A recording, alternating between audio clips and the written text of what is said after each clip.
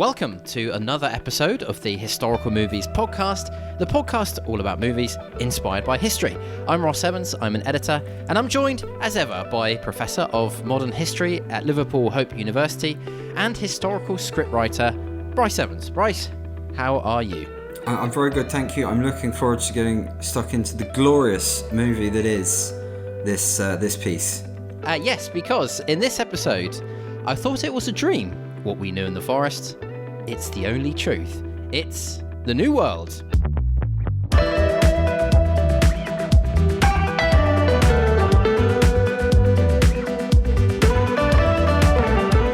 So, directed by Terrence Malick, set in 1607 with the founding of Jamestown, the first permanent English settlement in North America. Bryce, there's almost too much to cover, almost too much to think about for this movie. I'm not sure where to start, but for me, the overriding theme was that of nature, or rather, how humans have become removed or uncoupled from nature, what we've lost from the old world, and what that means for the new world. Of course, there's also a romance story set in the middle of these two civilizations colliding, quite an unconventional romance story. We've got there, which we should talk about. And also the style, the directorial and editing style of Terrence Malick and of this film, which owes in very many ways to documentaries more than fiction films, or certainly takes aspects of documentary. So we'll get onto all of those things first. I also found this, I was trying to think of a word to describe how I felt about this movie. I think people have described it as cathartic, beautiful. I found it very tender. I think it's a very tender movie. There's some beautiful scenes in this where the tenderness of the characters comes out. And that's something that is, I think, incredibly difficult to get right in a film. So I'm quoting here from John Patterson in The Guardian, because I think we'll probably be spending, both of us, quite a long time in Sood's Corner in this episode. So I thought we'd start there. He says, "This film doesn't have fans, just fanatics." So I'm not sure if I am a fanatic. I'm definitely a fan. But Bryce, are you a New World fanatic? I am, and since you brought up Sood's Corner, I'm not sure if it's the same Guardian review. Usually we turn to Peter Bradshaw's column in The Guardian for our hyperbole corner. But there was one Guardian review. Was it Bradshaw or was it your man you've just quoted there? I'm not sure. Where the reviewer, and I quote, said, "I literally wept tears of exultation," end quote. And that is, overblown as usual for The Guardian. However, as you say, it's such a beautiful movie. It's such a tender movie. What I love about it is that it really lets nature do the work. The lingering, sumptuous landscape shots, the sound of birdsong, insects, nature, light, everything you don't get with living in a city. I just loved it, and I can, on this occasion, see how the overexcited reviewers at The Guardian literally wept tears of exultation because as you say, it's a beautiful and tender movie. It is, yeah. I think that was my main feeling of this movie. And as someone who tries to spend a lot of time getting into nature, going for walks and stuff, or we're lucky enough to have a garden here, trying to get more nature into my life, which the modern world doesn't allow you. That was the main point of this movie for me, and I think for a lot of people. Did you literally weep tears of exultation as you watched this? Well, not of exultation, but I did cry, I must say. Yeah, I, at the end of this movie, we'll come on to this later, but the sequence at the end is one of the best sequences of cinema I think I've ever seen. I told you I would be in Sood's Corner for large parts of this, but that scene is so beautiful. I cried, and not just a few tears in the eyes. I actually cried. Anyway, so this loss of connection with nature, which I think this film is about, and it's the way that that's done is through a romance story, but it's also done through a very unique directorial style. That it seems like and people have said that it's a very pure, very raw filmmaking.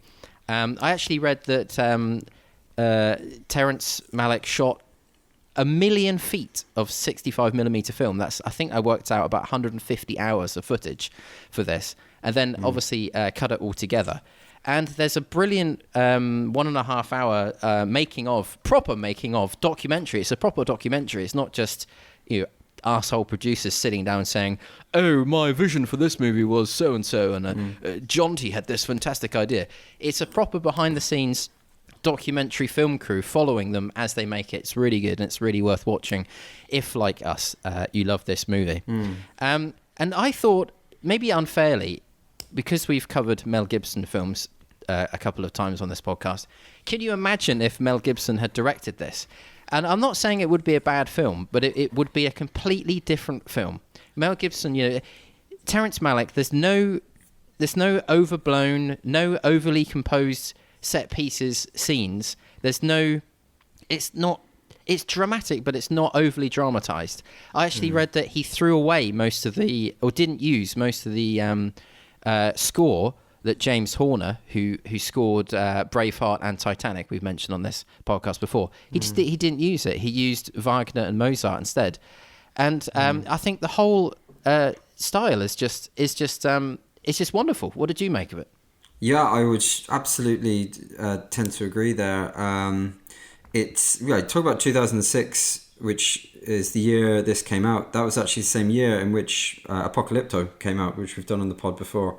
So, we try and get a bit of a geographical spread on this pod, and discovering and discussing movies that are set in the New World, whether that be North or Central or South America. It's a really good point you make. Compared to Apocalypto, which comes out in the same year, which is about roughly, well, I suppose very broadly speaking, the same part of the world, and roughly, very broadly speaking, the same period of time. Completely different movie, and an abundantly better movie. Sorry, Disney fans, it's actually better than the Disney cartoon Pocahontas as well, I'm afraid. Well, I did read that Terrence Malick was a fan of the Disney Pocahontas movie. Well, actually, I do think the lead, I think the beautiful and the wonderful Q'orianka Kilcher does bear some resemblance to the animated Pocahontas in that particular Disney version. Yeah. I think she's really the standout in this movie. Such pure, dare I say, girlish innocence, which she brings to that role, and which I think Malick really sort of brings out in such a wonderful, beautiful way. This is a kind of movie about these notions of civilization and barbarism, so-called innocence and experience, nature versus the crushing weight of modernity, and to capture all these things within what's essentially a love story, like a romance, the abiding story of John Smith and Pocahontas, I think is a real achievement. Yeah, I mean, there's. I'll play devil's advocate in a minute, because there are some things for this movie that I'm not a fan of. But what? This is, yes, I'm afraid so. Yes, this romance story that we have, which according to many historians, almost certainly didn't happen. Probably good, because Pocahontas, when she first met John Smith, was 12 or thereabouts. But this is quite an unconventional romance story, because Colin Farrell disappears for about half an hour at the end of this movie, and there's two romantic leads. Christian Bale comes in, and you're kind of thinking in that kind of traditional cinema sense, who's this guy just turned up? And then we get that meeting later on with Pocahontas and John Smith, and there's not a conventional romantic payoff that you might expect from a different movie. This may explain why this movie, in some ways, again, I'll quote from John Patterson again in The Guardian. Thanks, John. This movie came and went within a month, and its critical reception was characterized for the most part by bafflement, condescension. Thank you. Condescension, lazy ridicule, and outright hostility. Now, I noticed that there's a lot of film critics that completely fawn over it, but then this has only got, I think, a 6.3 or something on IMDb out of 10. Well, that just shows the ignorance of the general public. Well, it's a different style. I mean, we talked about like Mel Gibson. I still enjoyed Braveheart, but it's a completely different style from this movie. They're almost not comparable because they're such different cinematic styles. But I can understand because I found, we'll come on to the characters later, but I found Colin Farrell a bit too pouty in this movie. It is slow in the first hour. I actually am looking forward to seeing it again because. When I started watching it, I didn't realise what kind of film it was going to be. And for the first kind of 40 minutes, I was thinking, okay, where's this going? It's not a conventional narrative that we're used to in many films we've done on this podcast. It's much more a kind of documentary film, which I loved, but I wish I'd known watching it from the beginning because I was a bit put off by that. And I can understand some people's views on that they find it narratively a bit of a mess. Yeah, but of course it wasn't a conventional romance because you've such disparity in that. In some ways, it's a terrible analogy, but this is, the John Smith Pocahontas stories can't be a conventional romance because you've such power disparities in it. So in that sense, I didn't have a problem with its accuracy and with its notion of not being a conventional romance, because was it a conventional romance? Was it a romance? Probably not. But to come back to John Smith, he's a bit too pouty for you, Colin Farrell.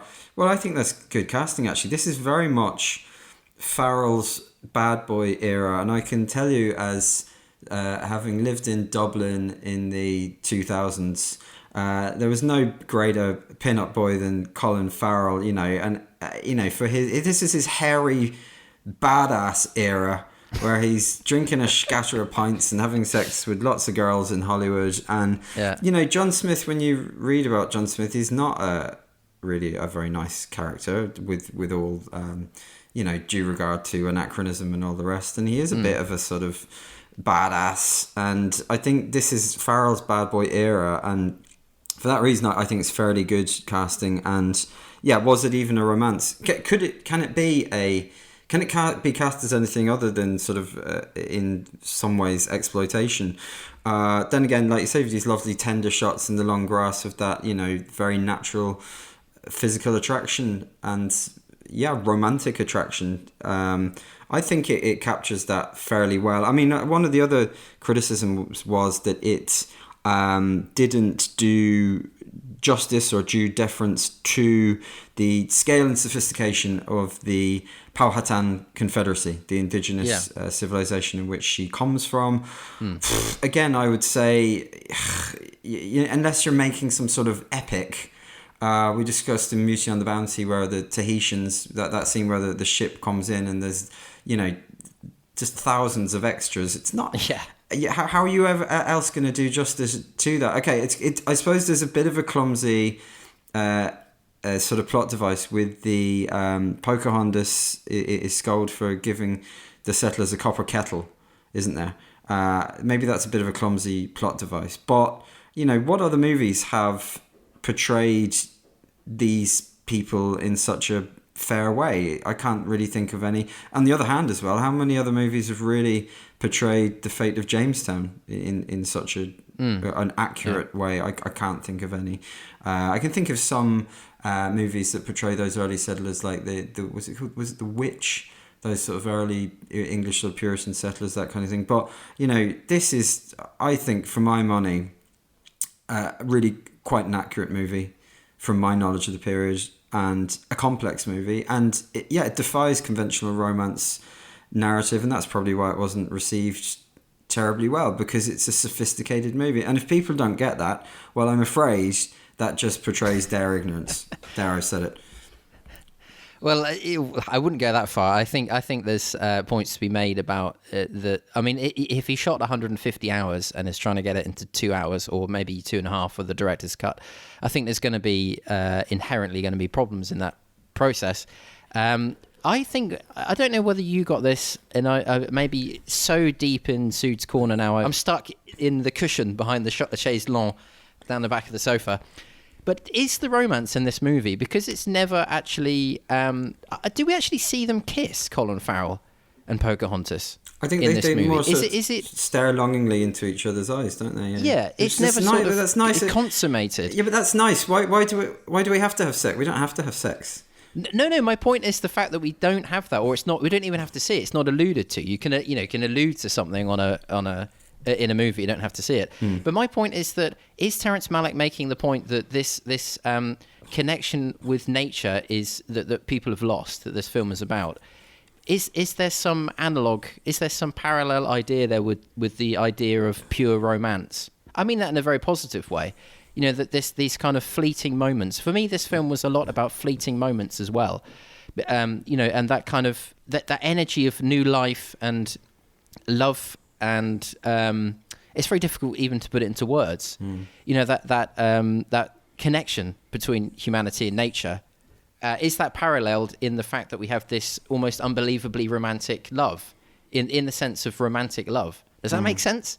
Yeah, it's I think maybe perhaps what you're getting at is the sheer sort of purity. Yeah, that's it. Yeah, purity is a good word. Portrayed here, and it's again that's difficult to convey because again you're looking at something which is, looking at the history of white European colonization and the subsequent history inherently exploitative. John Rolfe, for example, used Pocahontas' image to sell tobacco, which reminded me of in America the Land of Lakes butter, very famous butter or spread, which there was a huge controversy about because it depicted again like a squaw on and if you go, there's actually a brilliant in Washington DC, the National Museum of the American Indian has brilliant exhibition of all ever since Pocahontas was used to sell tobacco by Rolfe, the ways in which, particularly Indigenous women, in their sort of noble beauty, high cheekboned and beautiful maidens, have been used to sell stuff in North America and the United States, particularly everything from butter to tobacco to burgers and fags, you name it. So. It's inherently exploitative in terms of the power dynamics of that relationship. But, would it be I think it would be a poorer movie if he was just to decide, right, I'm going to tell a story of sheer exploitation here. Because, life is, as Oscar Wilde said, rarely pure and never simple. And, in some ways you can look at characters like Pocahontas as, traitors to their own people. Pocahontas' dad, certainly in the movie, he's a bit of a Nigel Farage, isn't he, in their tribe? And he says, "Now Pocahontas, I'm not a racist." Isn't it funny? Isn't it funny, Pocahontas? I'm not a racist. All I'm saying is you should look after your own people first. All I'm saying is you look after your own. And in some ways, you can see characters like Pocahontas and her equivalents in South America, who. Were they just exploited? Yeah, they were exploited. But was there genuine love there in terms of relationship between colonizers and colonized? While not taking our eye off the ball of the overall exploitation, I think there were spaces for love and exchange and purity of relationship, and I'm glad that he's sort of made that kind of movie. That this isn't a sort of a kind of movie which is too obviously trying to make a point about I think it subtly makes a point about, the exploitation and subsequent environmental degradation of the way of life. But it doesn't ram it down your throat, and I think it's all the better for that. I think it would be remiss of me not to bring up some other points I had about romanticization. You mentioned John Rolfe, who was a tobacco merchant who is shown as a very nice person in this movie, but probably took Pocahontas to England, for, to further his own business interests, to get publicity. And also, we have the Native American tribe in this movie. Do you think that, the depiction of them, I know it's supposed to be this kind of idealistic scene, but when Colin Farrell is there, it's like no one's doing any work, everyone's lying around, it's happy days. Is it not a little bit like a noble savage, a little bit too idealistic for the Powhatan people that are shown in this movie? I found it a little bit like that. we've seen the exploitation movie perhaps 100 times, and this we're doing something else here. But what did you think about that? I think it's a tough one. Yeah, I mean, I don't think, again, within the confines of movies, you can ever do justice to the greatness of certain civilizations. Now, we discussed this with the Mayans in Apocalypto, which is an example where I think our old friend Mel Gibson does go a bit too far. Could the same be said here of Malick? No, I don't really think so. Smith himself wrote, and I quote, "They were ready to beat out my brains," spelt with an E, brains with an E, when Pocahontas saved him. Yeah. You've got to try and capture that hostility and that clash of cultures. Are they sitting around doing nothing? Yeah, at times, but I mean, it's maybe a little bit over romanticized.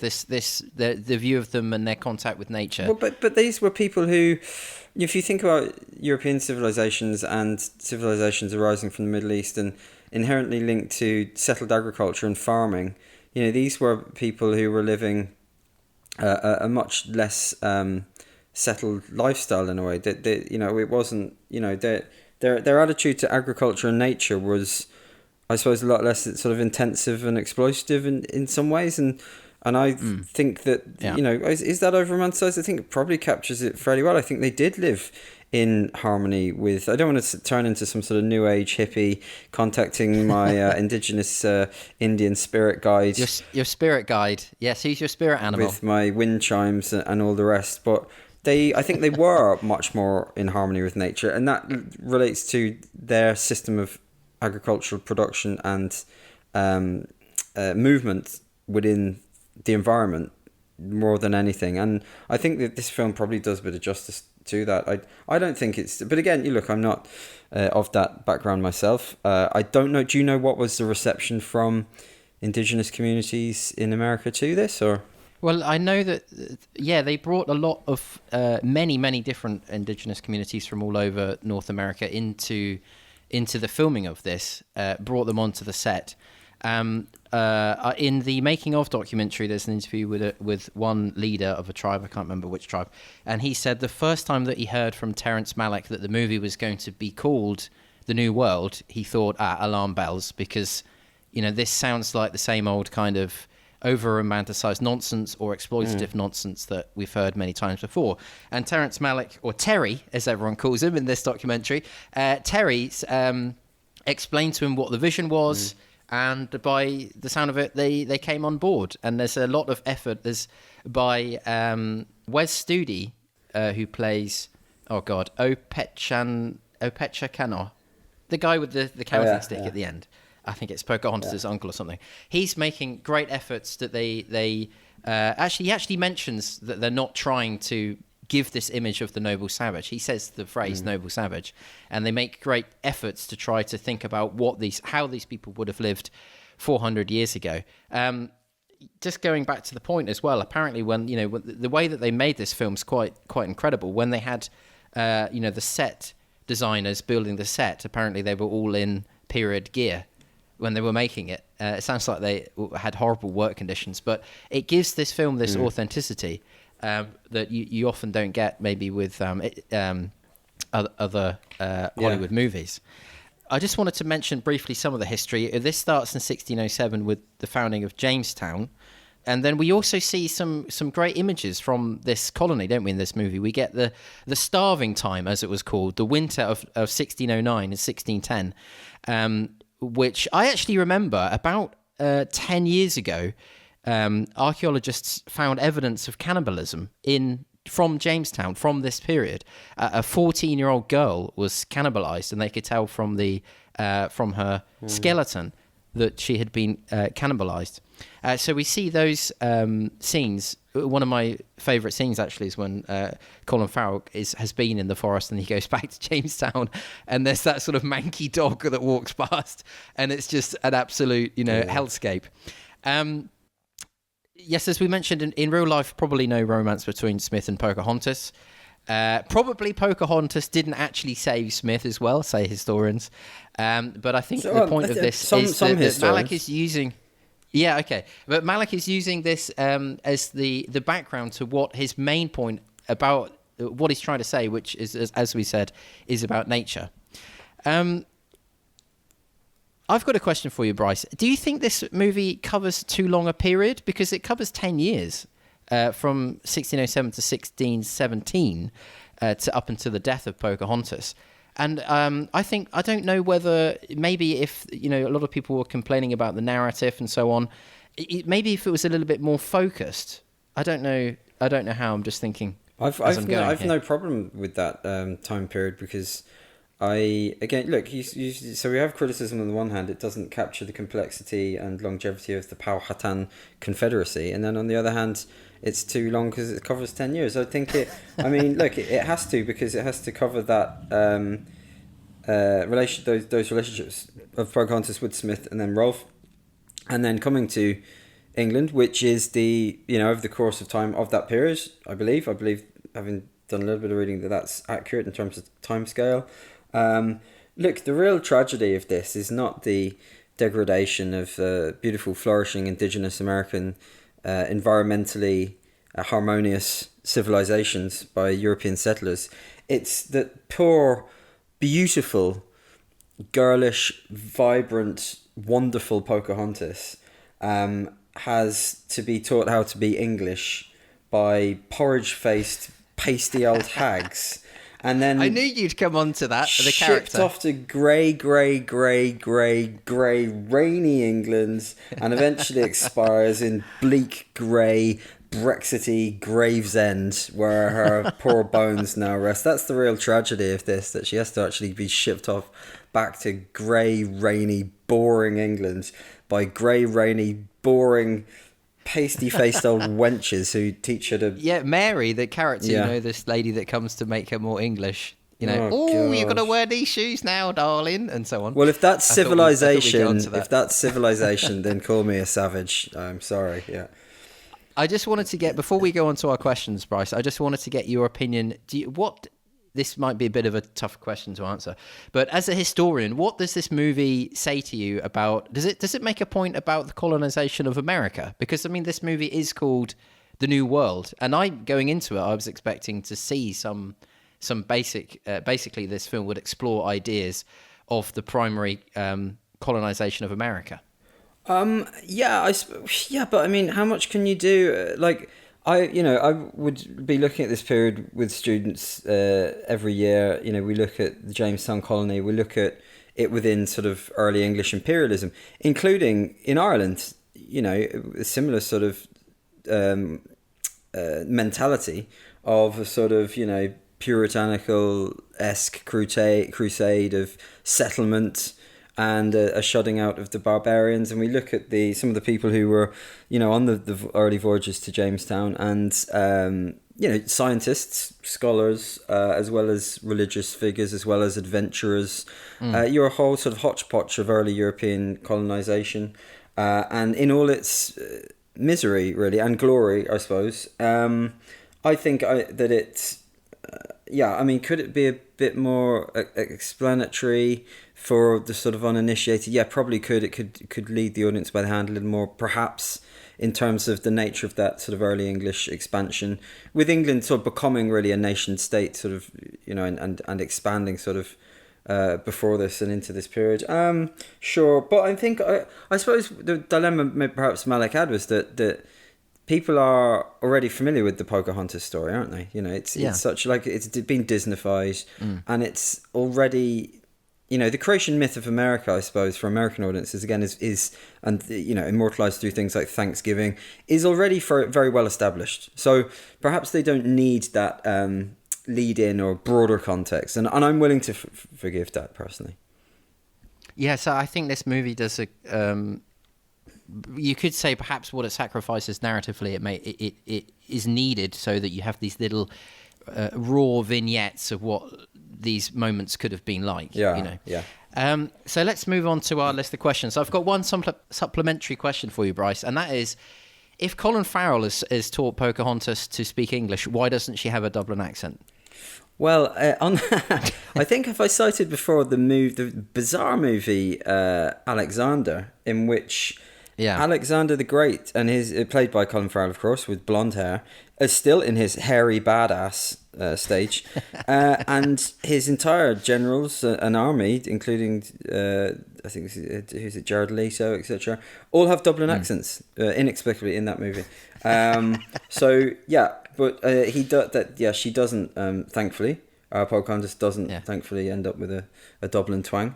But I think one of the reasons I do like this is because I do think Colin Farrell's well cast, because he is the Hollywood bad boy at this stage, and the more I read about Smith, who wasn't a very nice character in many ways, I think he's pretty well cast in that role.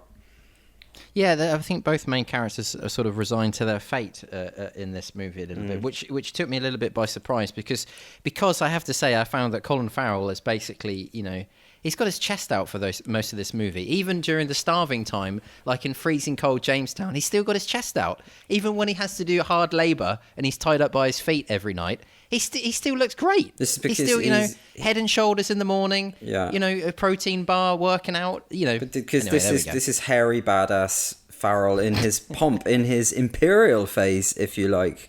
This is not the later Farrell, the more reflective middle-aged man with a paunch who stars in ridiculous sort of surreal pieces like The Lobster and things like this. No, this is hairy badass Farrell in his imperial stage, playing an imperialist.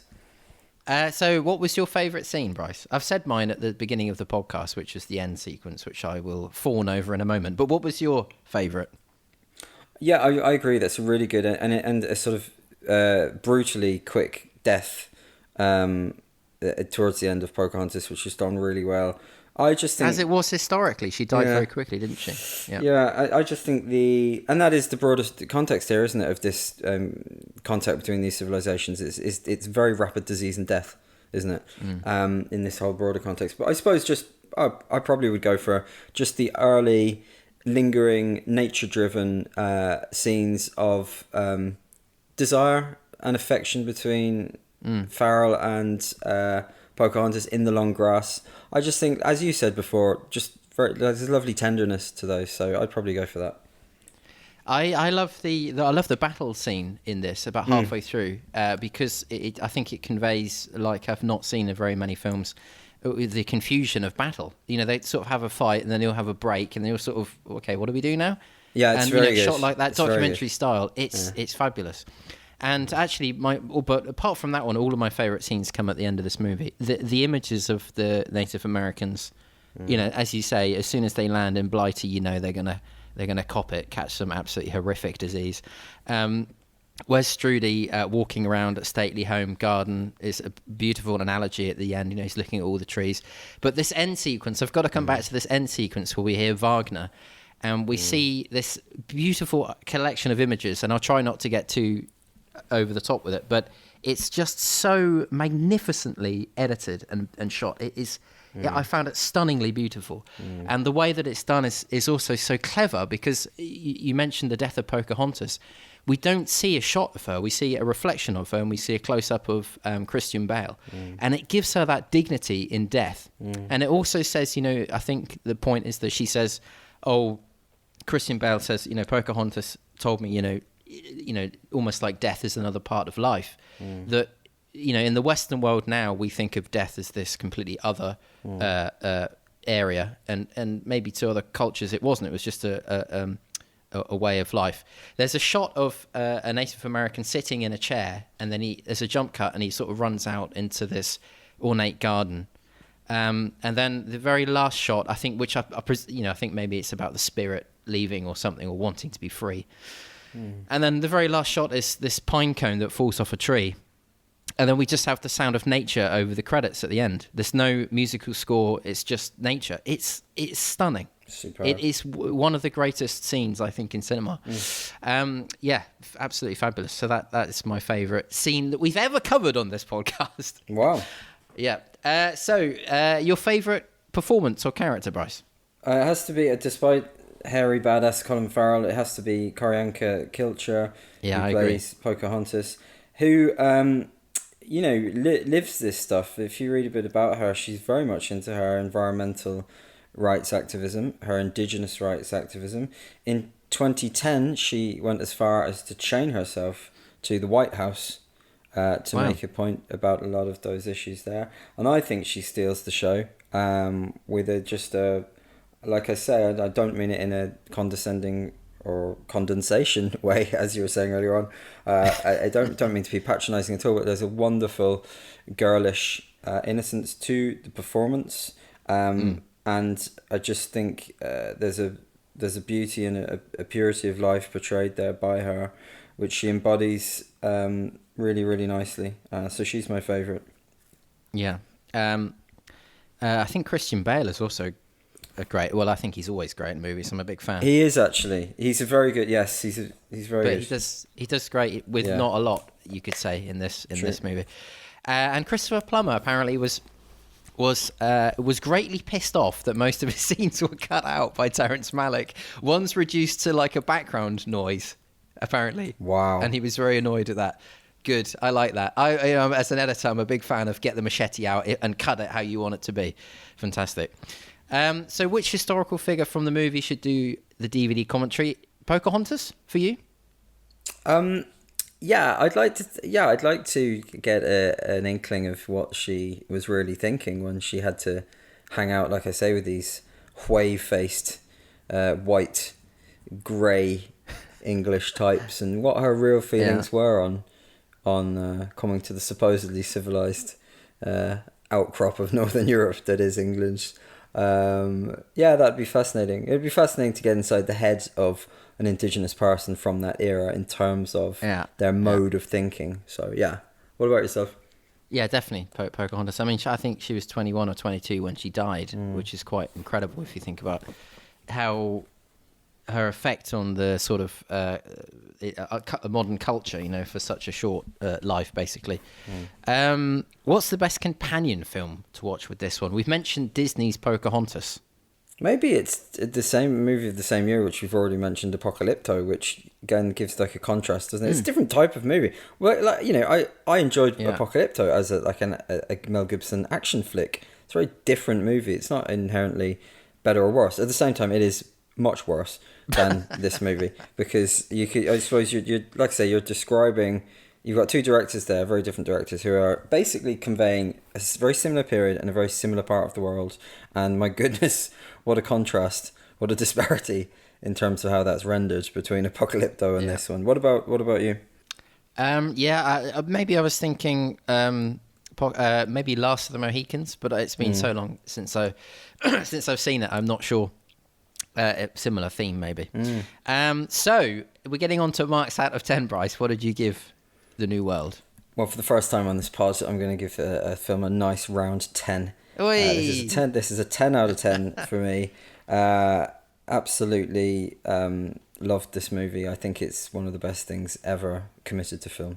Wow, yeah. I gave it a 9. I think I've played devil's advocate a bit in this podcast, but there are some things I don't like about it, but for overwhelmingly fabulous film, and as I've said, the particularly the sequence at the end I found very moving. So what are we going to put in our Hall of Fame? I've got one, the counting stick at the end, the copper kettle, maybe as well.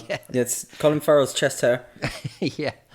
Oh, good he's rocking the chest hair. There's too many pubulous wonders around these days that, bit of chest hair, bit of Sean Connery inspired chest hair is always good to see. What would happen in the sequel if there was one?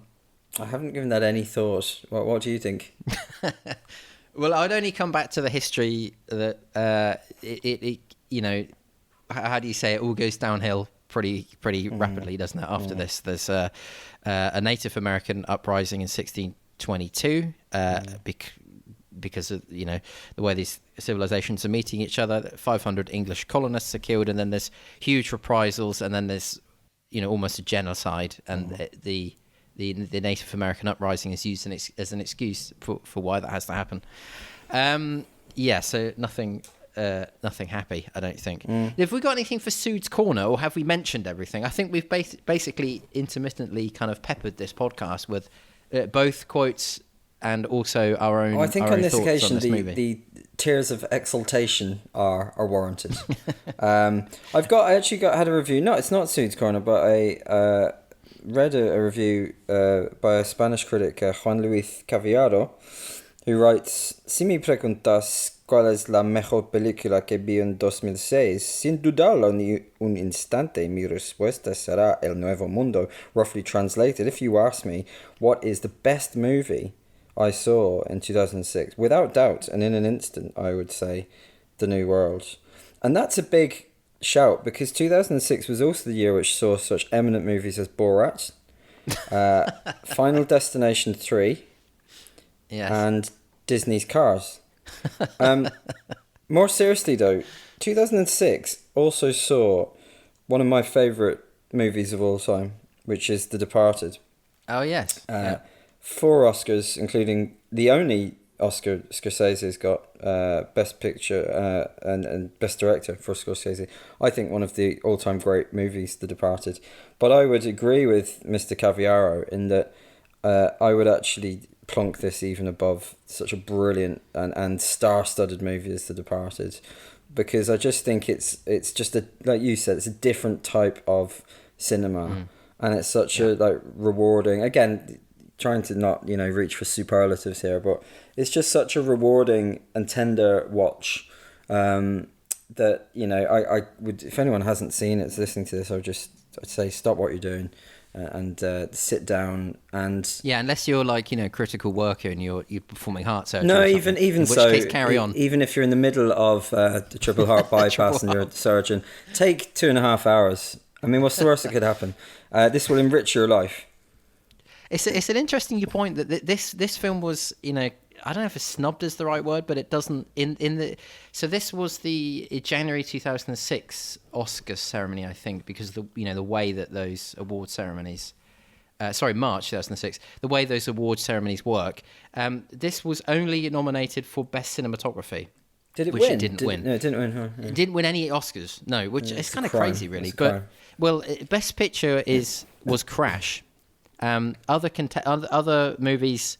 Brokeback Mountain, Capote, Good Night and Good Luck, and Munich. Yeah, I know. I can't believe it didn't even get nominated. But maybe that says something for, this is a style that, we both love. I think a lot of people listening will love this style of movie making, but it doesn't necessarily do well. Look, we're not afraid at award ceremonies. We're not afraid to take pot shots at the Academy. What are they going to do? Once again, we've criticised them before. Oh God! Let's criticise the Academy again. What on earth were they thinking? This? Well, I tell you what. If you have any doubt at how ridiculous in this Oscars, the same year this was up, this film, the best song was a song called the best. So this is the best song from a movie, and I urge people to look this up. It's called "Hard Out Here for a Pimp." From I believe the film is called Hustle and Flow, and if you look at that, you would think, how the did that win an Oscar? Anyway, it doesn't matter. We're getting on to the dear old Academy. Yeah. So our last little segment then, Bryce, is military historians' pedantic profundities. I found some differences of opinion on the Association for Renaissance Martial Arts Forum. Ooh, goody. The Association for... Should you say that again? Sorry. The Association for Renaissance Martial Arts Forum. Is that also known as the Virgins Forum? Oh, we're not making any friends there. Oh, no. It says, and I quote, about Colin Farrell's armour when he gets caught. That visor on his helm is ridiculous. At this point, he should have a bajonet with a falling bluff, or in the very least, an antiquated armet. I don't know what that means. But maybe if you do know what that means, please get in contact with us. Okay, Bryce, that was great fun. Sometimes, movies are so wonderfully brilliant that you can't really do them justice with words, and that's in many ways the point of cinema, isn't it? So thanks for joining me, and thanks for listening to another episode of the Historical Movies Podcast. That's it for this episode of the Historical Movies Podcast. Don't forget to leave us a review on your chosen podcast platform. Spotify and Apple Podcasts make a huge difference to the algorithm. And if you're on YouTube, don't forget to leave a comment or a like or subscribe. Thanks very much for listening. We'll see you in the next episode.